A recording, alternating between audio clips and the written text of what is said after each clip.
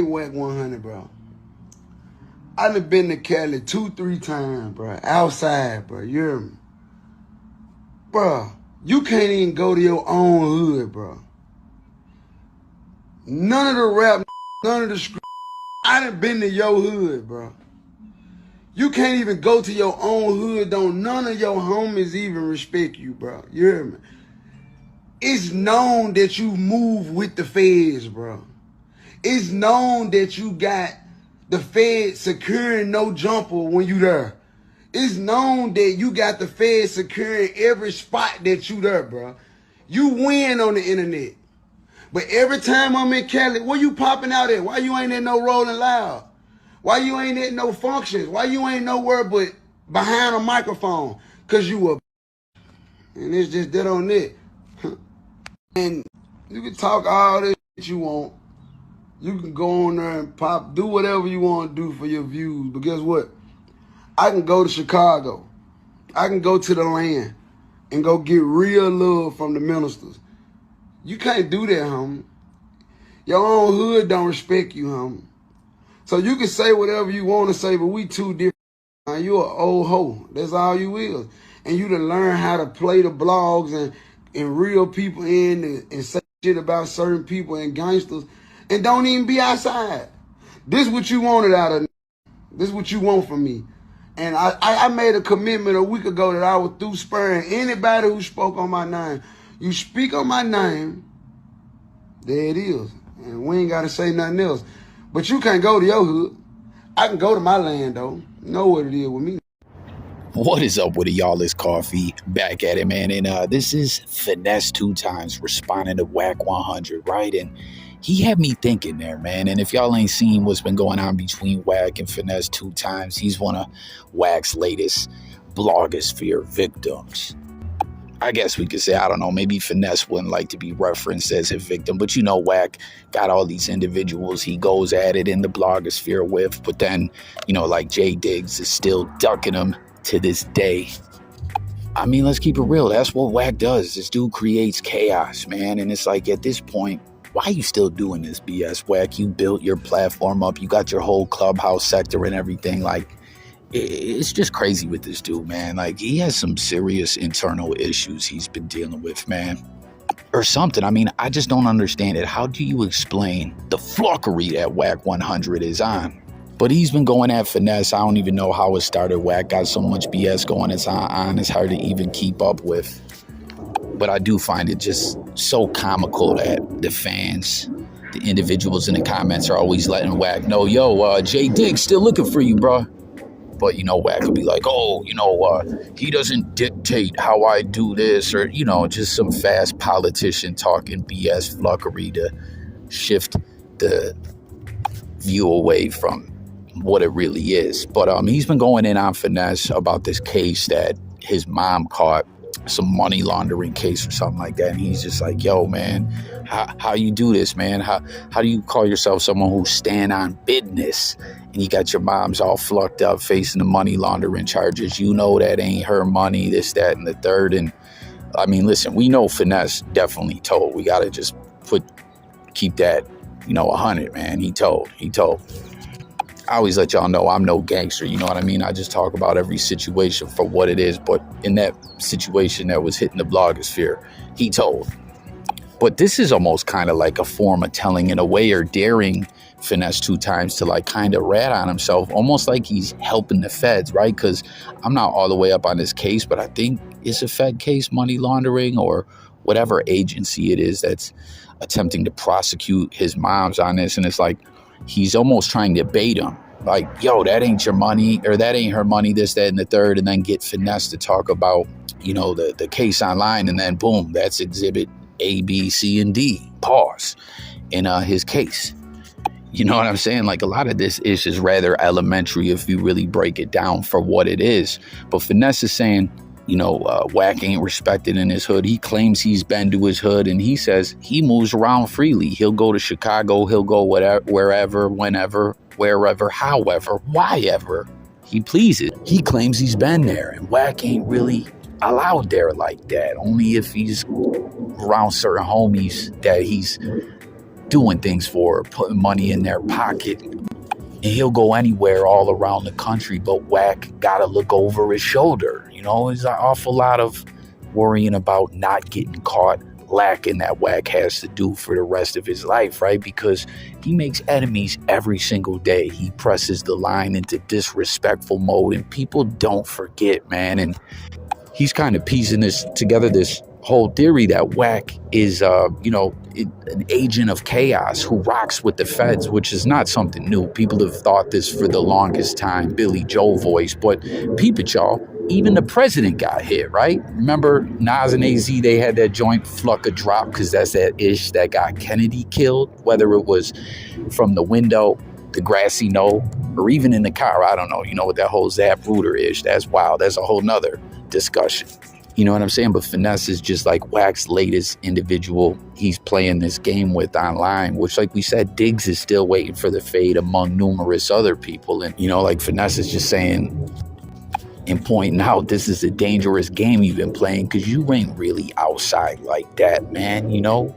And he brought up a very interesting point as well, and that's that Wack learned how to get the blogs to work for him. And that's what blows my mind about why Wack still plays these games and ish like that. Like, I get what he was doing strategically with the whole 100 ENT sector of Clubhouse, and which, taps into YouTube, everything pops up there, and he has a bunch of different people pumping out the content for him. Like the Wack100 propaganda machine is smart, like I pointed it out numerous times when Wack was doing this. He has his own content machine, his own platform, and then he's over there on No Jumper as well. Like, I get it. He was trying to build it all up as well as his online persona. But at this point, why you still playing these dangerous games that you're playing, man? Because, we know Wack really ain't with all the smoke like that. And it just kind of shows you how weird this dude is, that he plays these childish, immature games, man. Like, Wack got some issues, man. What the fuck was Wack100 on coming up, man? That's got him out there like this, doing this weird-ass ish. But real talk, man, this whole feds theory, which has been something people have been talking about forever, as we see them stir the pot within gang politics, pit people different against other people, and really try to have ish trickle into the streets. And even Wack has went on and alluded to himself having something to do with people getting hit in content that is posted throughout the blogosphere. That's a fact. And it just makes you think, why does he do this all so freely and not fear anything? And then let's not forget about that whole CS2 back-ish with the Stutterbot case. Like, I seen something recently from someone from Main Street, and they were saying, yo, Stutterbox is still respected out here. And the other individuals within that case, they say Wack was the informant for sure. Like, if you ask anyone else that was on that case, they say it's known it was Wack. And it just really makes you wonder, like, why does Wack do all this delving into everyone else's ish, but really won't talk about his own situations like that unless it's with someone from law enforcement that he's got back? And I'm like, think about that. The only person Wack really has to speak up for him about the cases and that is cops or ex-cops. It's befuddling when you really take it for what it is. And Finesse is saying it's like known that he's backed by the feds, protected by the feds, and now he's brought that protection over to No Jumper as well. And I don't know, I want to know what everyone thinks about it. But like we said, even the president got hit. And then that also got me thinking about Brick Baby as well, as, even though Wack, beyond the funny style-ish that he is, some of the stuff he was saying, I caught a convo about with him and Reggie Wright speaking about Brick Baby. Like, Brick lied to start out that that he even had a Fed case. He was saying something else. He seemed to have knowledge that Big U was going to get hemmed up by the feds before he did. He's riding around on, pre-trial or whatever. He's got a pending Fed case, and he's flashing straps online and doing all this fluckery. And, like, individuals that have had Fed cases is like, yo, they used to pop up at my house. Like, it didn't take much for them to fuck with me. And this dude is doing this ish over the internet. It really makes no sense. And then anytime, like how we saw Brick Baby crash out recently, that his back is really up against the wall, he kind of creates a diversion, kind of similar to Wack100 in a way. And it almost really makes you think, and again, everyone tap in with it, Like, what if that's the part of the reason Brick Baby and Wack100 clash the way they do? Obviously, we know the street side of it, the gang politics and all that, and in the Big U situation. But it's wild. It really makes you think, what if they both know that they got a Fed situation going on? And I don't know, it's like that plays into part of the situation, the way they both are always trying to overexpose each other. It's kind of bugged out, y'all. See how we would not, I wouldn't say dominate, but find our area in this space, you know, our other OTT competitors now, which would be ourselves, but like Zeus Network, and I love Now That's TV, my boy T, but the story arcs on these OTTs are lacking, and I think people are kind of fed up with watching a fight but not knowing why, not knowing when, not knowing where, and not knowing, you know, what happened after for us to be inspired or us to learn or be mad. Like, it doesn't end anyway. It just continuously brings you to this negative space. For us, we bring you there, and we bring you here, we bring you into emotions. Like, I have, you know, LGBTQ, I mean, some great shows, The Agency, the transgender show we have called The Girls Club. Those are the shows that make me cry because of some of the stuff that they've been through, and I just like turn it off. My friends are around, like, stay strong. But that's what's important to me, and that's why when we release the sizzles, you get the loud sizzle, and then there's an emotional one that follows, just to reassure people that that's not my intention, is to just get money, because you know, the fights will draw in money, but why, when, where? Like, I have a show called The Fight Club, and I really have a really soft spot for one of the fighters. Her name is Splits, aka Kim Carey, and I flew her in, and she's just such a sweet person. And what we're doing with her career after this crazy fight she had, I just told him, like, you know, the fighting is not the goal. The goal is to just make everybody great, make everybody producers, make everybody writers, and give you the blueprint on how to do it yourself, you know, and that'll take some time. So moving along, continuing to speak of Wack100, you know, Wack is getting a big piece of this play. Pause, not like that, but shit, maybe as well, man. Ray J going hard into the streaming world and creating content with Tronics Network, you know, and we've already heard from Wack, from Ray J. They got the Girls Club on the way. That's the TRANS reality show. And you heard Ray J talking about something with the fighter. I think it's a female fighter. He's trying to help her career along and give her some game as creating content as well. But Ray J's involvement with the whole alphabet community, and no disrespect intended, to each their own, you feel me? It goes deeper than just this show. I didn't even know this, you know, and Wack100 heavily involved in this as well. Hell, some publications, Wack is telling them it's his show. Hey, so I was watching the On Top video, man. Y'all had like a Biker Boys vibe mixed with like some on top of whatever. Lil Nas X, Old Town Road type. Don't do us like that. Don't do us like that. Very progressive of the homies. Don't do it like that, man. It wasn't Lil Nas X. It's like, it's like, come on. First off, shout out to Lil Nas X. Yeah, shout out to him. Yeah. That's that doing his mother thing. I got the new Tronics Network, and I got a department that's called the Gagency. Oh shit! The Gagency. Come on now. What do the Gagency do? They specialize in all things LGBTQIA. Oh shit! Right? So shout out to Rod, shout out to the CEO of the Gagency. The Gagency. Shout out to Dumpin' D. Dumpin' D? Oh shit! But no. Dumpin' D. Dumpin' D sounds crazy. I'm dropping dick off. I'm dropping dick off. It was more of a Yellowstone. Come on, why couldn't you say the Yellowstone vibe or something? Dumpin' D. Why couldn't you say? Hey, But, it's hey, Cub one of them booty goons. But look, Here's the thing. Here's the like yo. I need to sign Fleece Johnson, nigga. Yeah. Sign Fleece Johnson. Wait, let me tell you. That'd be hard. And I just want to say that it's Gay Pride Month. Shout out to all my gay. Shout out to everybody in the LGBT community. I told my that it need to be more straight, giving love to the gay. It's serious though, you know what I'm saying? Because like I got a lot of gay friends and I got a lot of real us gay and we make a lot of money together, but it ain't just about the money. It's just it's cool, and that, you know, whether you a gay female or a gay dude and you a straight dude, whatever, it don't matter. Like, but it need to be more straight showing love to the community. It just need to be. It's like, you know, what you afraid of, or I don't know what it is, but there's nothing but love over here. I just decided to come on live and, you know what I'm saying, and just give all my gay people, my gay brothers, my gay sisters, give them all their flowers, you know what I'm saying? And you know, for me, I want to sponsor the whole Gay Pride Month and do Ray Pride. Ray Pride. That's it. Ray Pride.